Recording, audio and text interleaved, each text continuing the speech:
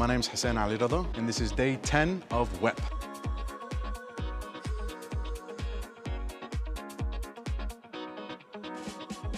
The good thing in this workshop is that a lot of people, they come, especially people who are not working with water, and they started exploring the water availability. We're going to start off talking a little bit about how we've used machine learning or artificial intelligence to find those electrical codes in the brain and how that led us on an adventure. I'm here to help share my journey and hope that people would benefit, can learn from my mistakes and learn from the things I learned along my journey. If there was one word to describe it, what would you say? Inspiring. Yeah, I was very touched in a few moments during his talk. I even had a little tear. To be honest, at each point of the story, I'm like, this is where this guy gives up. But he never did.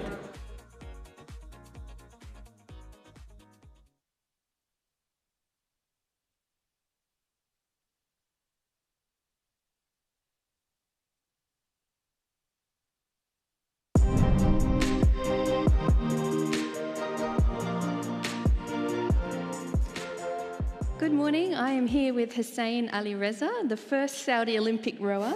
You did an amazing speech yesterday. Everybody's talking about it. Well done. So let's recap. What went through your mind when you were representing Saudi Arabia at the Summer Olympics in 2020? Honestly, it's difficult to put into words.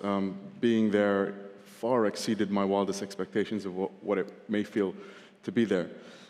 I still get goosebumps remembering being called out at the opening ceremony. It really sent chills. And the thing I appreciated most, I think, that I didn't really see coming was the ability of how it brought people together from all over the world. Everyone in that village was equal. All politics were left behind. We were all following the same rules. And actually, one of my favorite parts of being in Tokyo, it was the dining hall. Not because of the food or the ice cream, but it's really where everyone came together. And we sat together, we met so many different people from different sports, different nationalities, and everyone was just there with the purest intentions. A really nice tradition we have in the village is every country gets a pin, just exactly like this. Yeah.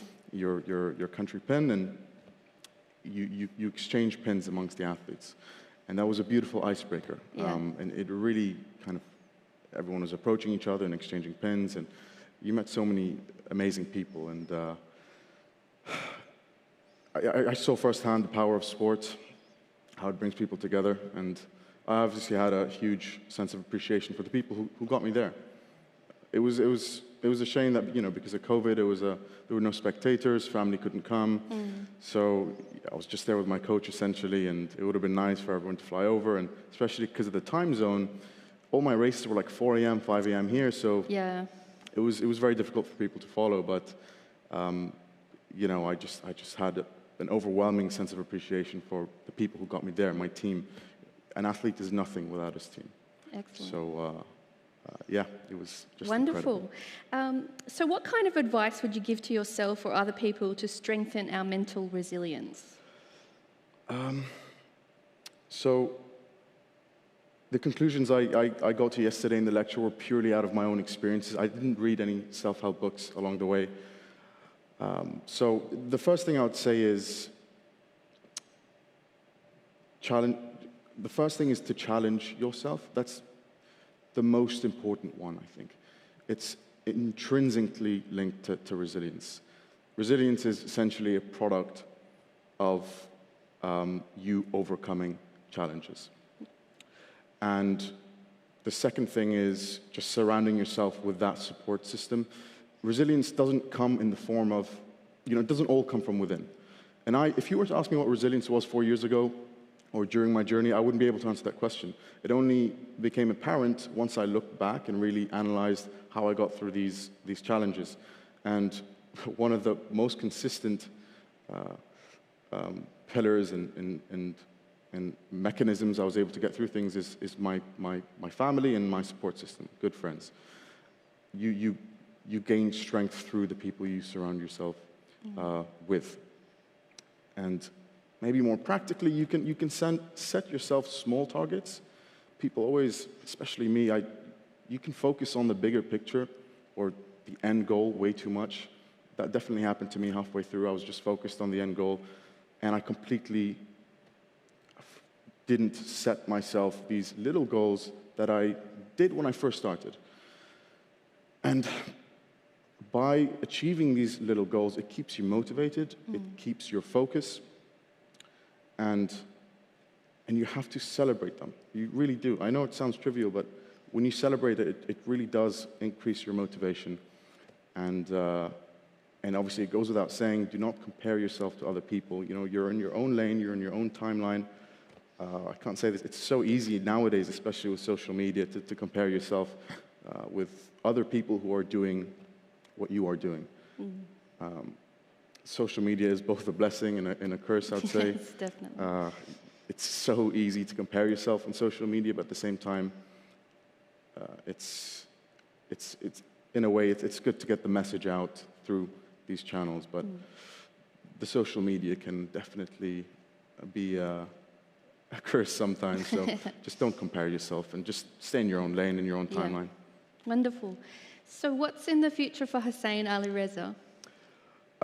Honestly, so I was very focused on qualifying in the last 4 years, and it was very self-centered, obviously, but now, coming back, I've seen how many people were inspired by my journey, and I didn't see that coming at all, and that inspired me, to be honest. And my focus going forward is really recruiting a team. I want a team. I've traveled to so many of these competitions, just myself and Bill, and now to Paris in 2.5 years. It would be great if we can get a team together, recruitment, and maybe Paris is a bit close for getting a team there, but certainly LA 2028. Yeah. It takes that long to recruit, to train, and get people to a level that they can qualify. But there are loads of competitions in the middle. There are Asian Championships, Asian Cups, even regional. A few days ago, we had the Asian Championships, the indoor championships, and we actually won 9 medals. Wow. Saudi won 9 medals, gold, silver, and bronze, from all age groups. There were masters, so above 30, the open, and under 21. And that's hugely motivating. The talent is there then. The talent's there. You know, our generation has so much energy. You just got to give them, something to do, and a lot of people signed up more than I thought. Personally, I'll not confirm nor deny right now about Paris. I did have to take a break after to Tokyo for obvious reasons. I was a bit burnt out. But Paris is definitely on the cards. Okay. We'll see. Well, whatever you decide, we wish you the best. Thank you. Thank you. Appreciate that. Thank you.